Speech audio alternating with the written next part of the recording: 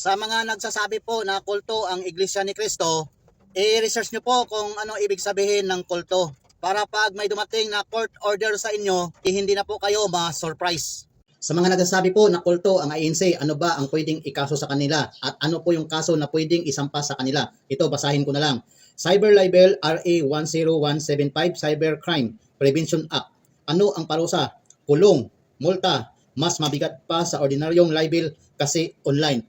Ito isa pang bobo, kasi pag mga pekeng iglesia ni Kristo ng mga manalo at mga DDS ay mga bobo, oy, kayo ang mag-alam kung ano ang kahulugan ng kulto, kasi halatang di nyo alam ang kahulugan ng kulto, kulto naman talaga kayo ayon sa mga kahulugan ng salitang kulto, at ano ang sinasabi mong court order, nagpapahalata kayong mga bobo, at mga hapokrito. Pag sayo naaak na kinakalimutan nyo ang separation of church and government, oy, madalas nyong gamitin ang separation of church and government.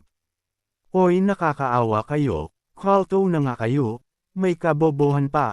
Walang cyber libel sa pangangaral ng salita ng Diyos, nakasulat yan sa Bible ang sekta ay kulto, at ang anumang masasamang gawain sa isang religion ay gawain ng kulto.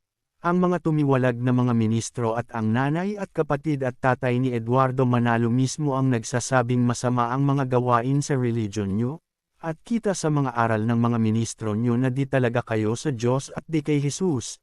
Ginawa nyong tao ang Kristo, at ginawa nyong tanga ang Diyos at si Jesus, puro corruption sa loob at labas ng church nyo, mamamatay tao pa kayo ayon sa social media at Supreme Court. Mga suwail kayo sa gobyerno, dahil sa inyo ang daming corrupt na mga politiko, pangunahin ang mga Duterte at mga kaanib nila. Mga kaibigan, matanong ko lang, alin ba ang kulto? Ang pagsamba sa tunay na Diyos o ang pagsamba sa mga bagay na inukit lang? Tunay na Diyos ba, ang sabi nyo mismo tao lang si Kristo na sinasamba nyo. Di nyo nga alam kung ano ang Kristo, at kung sino at ano si Jesus. Ang Katoliko ay di sumasamba sa di tunay na Diyos, o sa mga rebulto, mga bobo lang ang nagsasabing nagsasamba sa rebulto. Mayroon bang pagsamba na di inaakong sinasamba?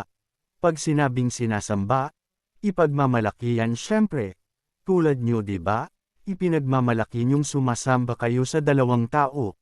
Kay Manalo at kay Kristo na sinabi nyong tao, ginawa nyo pang iidol o Diyos-Diyosan si Kristo.